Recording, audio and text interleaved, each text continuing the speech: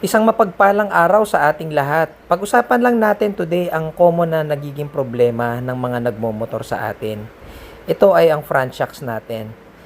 Number one na problema po pwedeng napakalambot ng front shocks nyo or pangalawa po pwedeng napakatigas. So ngayon, tutulungan ko kayo kung paano natin mahanap yung tamang balance, no?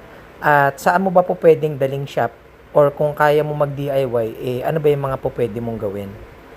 So, unang-una sa lahat, kung sobrang lambot ng shocks mo, okay yan kung mag-isa ka lang magra-ride. Yun nga lang, kapag ka may OBR ka na, may tendency na mag-bottom out na to.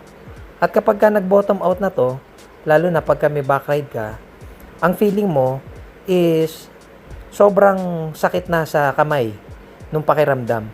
Gawa ng nagbo-bottom out ka na. Ngayon, kung matigas naman ng shocks mo, ang magiging feeling naman yan sa'yo is kapag ka mag-isa ka lang, tapos habang bumabiyahe ka, ramdam mo tukod ng tukod or nagta-tap out yung pinaka front shocks mo. And kapag ka nangyari yun, ganun din yung pakiramdam sa kamay. Kaya tayo kadalasan nagpapatune ng mga front shocks natin para makuha natin kung ano ba yung pinakatama or pinaka-perfectong play ng shocks para sa mga motor natin.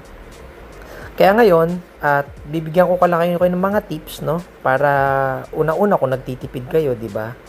So, una sa lahat, kung nagtitipid kayo, ang isa sa mga pinakamadaling gawin sa mga front shocks natin, kung natitigasan kayo, no? O kaya madaling mag-bottom out, po pwede nyong lambutan yung gulong nyo sa harap. Kung ang advice ng kasa natin o ang advice ng mga manufacturer natin is maglagay tayo, let's say for example, 22 PSI, gawin lang natin sa gulong natin na 18 PSI, no? Bawasan natin ng 4 PSI para at least mas maging komportable yung ride natin.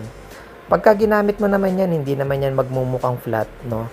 Kasi pagka hinanginan mo yan ng ganun, let's say mga 18 PSI, habang umaandar ka naman, aangat pa rin naman yung PSI niyan habang naiinitan yung gulong. So, yun yung una, no? Para makatipid ka, no? And makaramdam ka ng comfort. And then, pangalawa is kung mahilig ka tipid din talaga and gusto mo rin makapag-upgrade, pwede ka pumunta sa, let's say, Shopee, Lazada, order ka doon ng linear spring, no? Linear spring order ka. Tapos bili ka rin ng fork oil mo. Ang mare-recommend ko when it comes to fork oil is yung mga nasa 30 na viscosity or 40 viscosity. No? Medyo mahirap din makahanap noon kasi kadalasan maninipis yung oil Ang problema kasi sa maninipis ang oil, habang tumatagal dahil manipis lang sila, pagka nag-init na yung oil mo, is pwedeng tumukod na rin yun. Kaya maganda medyo heavy duty yung oil mo, no? Mga 30 na viscosity or 40 na viscosity. So, yung linear springs naman, usually makikita mo dyan, mga linear springs ng Racing Monkey, o kaya yung AD Pro na linear springs, no? So, depende na lang din yan sa budget mo. Pero kung nagtitipid ka, yung Racing Monkey parang nasa 500 ata yun. Tapos, yung fork oil, siguro mga nasa 400. And then, padagdag ka na lang, or mo na lang yun, no? Pa-install mo na lang sa trusted mechanic mo. So, kung i-charge ka niya ng, let's say, 500, so more likely, makakagastos ka mga nasa, let's say, 1.3 to 1.5 lahat, no? Depende sa kung saan ka bibili. And second option mo naman is, kung gusto mo, sa shop ka na mismo re-rekta, ang pagkakaalam ko, pagka nasa Metro Manila ka, ang medyo mura or tipid na budget is si Pops Shock Attack na store, no? Marami silang store.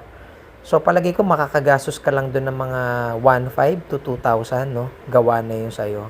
Pangalawang option si GPC Tuning, dito ako nagpa-tune Yung nakita niyong first video kanina, galing kay GPC Tuning yung pagkaka-tune ng shocks ko. So naging ganun na yung laro ng shocks niya. Ginawa nilang linear spring na yung sa akin. So mga nasa 2,000 plus lang din yung nagastos ko nung dinala ko kay GPC Tuning. Isa pang option si AV Moto. Si AV Moto naman, marami silang tuning, no, na available sa shop nila. Yun nga lang, pagdating kay AV Moto, syempre medyo mas pricey na siya kumpara sa iba. Pero syempre, ang punto naman ni AV Moto dito is yung quality ng work na ginagawa nila. Tsaka yung, syempre, pangalan, binibili mo na rin yung pangalan nila kasi kilala na rin sila sa market, no? So, maraming po pwedeng maging options. Nasa sa'yo na lang yan kung magkano ba talaga yung magiging budget mo, no? So, ngayon naman, ipapakita ko naman sa inyo yung play naman ng shocks ko after ko na mag-upgrade. So, itong kalsada ngayon na nakikita nyo, ito yung isa sa mga medyo rough road sa amin. Hindi maganda yung pagkakaano nito pagkakasemento dito sa kalsada na to.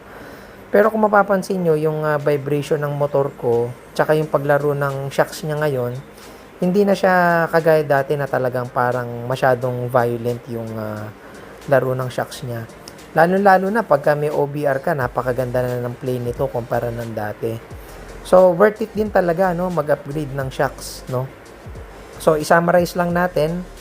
Kung gusto mo talaga magtipid, number 1, una mo po pwedeng gawin is maglambot ka ng gulong, no. Kung ang standard is 25 PSI, bawasan mo siya ng 3 to 4 PSI para lumambot. And then, pangalawa, kung gusto mong DIY, po pwede kang umorder ng linear springs, tsaka fork oil mo na heavy duty. And then, ikaw na yung gumawa o kaya sa trusted mekaniko mo, no? Gagastos ka probably 1.5, sobra-sobra na yon. And then, pangatlo po pwede mo dalhin kay Pops Shock Attack, marami silang branches. Po pwede rin kay GPC Tuning. And then, pangatlo is si AV Moto. So, I think yun lang and sana nakatulong din ako sa inyo. Hanggang sa muli, paalam.